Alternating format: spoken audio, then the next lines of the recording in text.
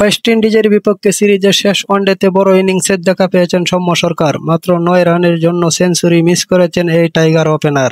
৮৬ বলে ৯১ রানের ইনিংস খেলেন তিনি।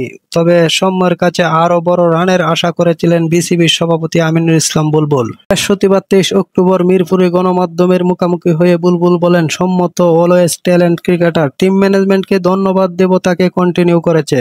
সিলেকশন এমন এক জিনিস, এক ম্যাচ খারাপ করার পরে ড্রপ করে দেওয়া যায়। ধারাবাহিকতায় থাকায় সৌম্যর আত্মবিশ্বাস পাওয়ার পিছনে কাজ করেছে। সৌম্য সেঞ্চুরি মিস করায় হতাশ হয়েছেন বিসিবির প্রধান। তিনি বলেন, আমরা আউট হই স্ট্রাগল করতে করতে অথবা আনন্দে।